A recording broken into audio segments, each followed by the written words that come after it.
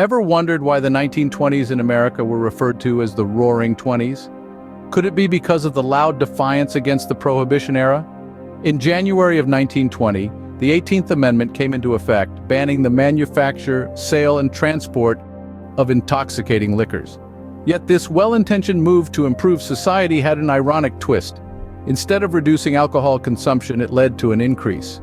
Speakeasies replaced saloons and moonshine substituted for beer. Illegal activities surged as bootleggers and rum runners found innovative ways to smuggle and distribute alcohol. This cultural shift, this loud defiance against the dry law, was the dawn of the Roaring Twenties. It was a time of jazz, flappers, and an economic boom, but it was also a time of lawlessness and organized crime. And as the consumption of alcohol increased, so did the rise of notorious gangsters who saw this as an opportunity to make a fortune. Now imagine a society where the demand for the forbidden fruit is high. Wouldn't that be a perfect opportunity for the cunning to rise? Enter the notorious gangsters. In the shadows of the Prohibition, figures like Al Capone saw an opportunity, a chance to capitalize on the thirst of a society denied its favorite pastime. The alcohol ban was their golden ticket, and they didn't hesitate to make the most of it. Bootlegging operations sprung up across the country, and Capone was at the helm of one of the most lucrative. His empire was built on the back of the nation's insatiable demand for liquor. His operation was vast and ruthless, leaving a trail of violence in its wake, such as the infamous Valentine's Day massacre. Yet in a strange twist, these notorious figures weren't just feared, they were also admired. They became folk heroes, symbols of defiance against the Prohibition. These gangsters, although feared, became somewhat of folk heroes, symbols of defiance against the Prohibition. But all good things, or in this case bad, come to an end. So, what led to the downfall of the Prohibition era and these notorious gangsters?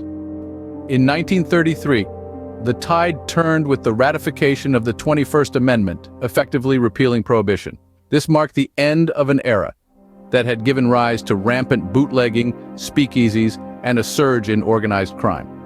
With the illegal return of alcohol, the immense power that gangsters had amassed began to wane. The law enforcement agencies, once overwhelmed, now had the upper hand. They launched concerted efforts to eradicate the criminal networks that had thrived in the shadow of Prohibition.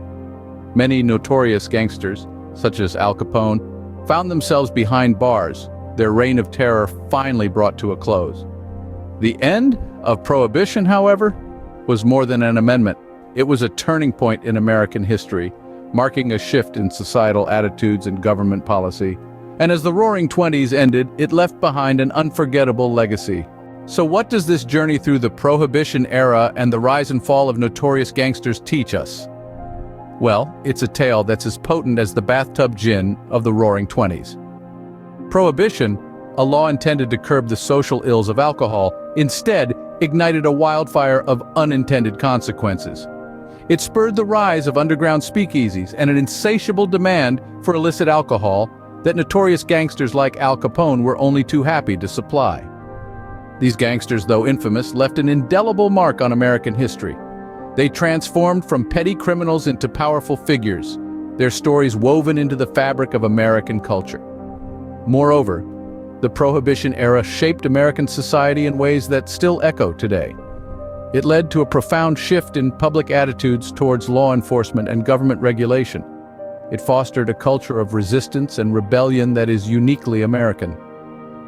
In the end, the Roaring Twenties, the Prohibition era, and the notorious gangsters serve as a stark reminder that sometimes the law of unintended consequences can lead to a wild, unexpected ride through history.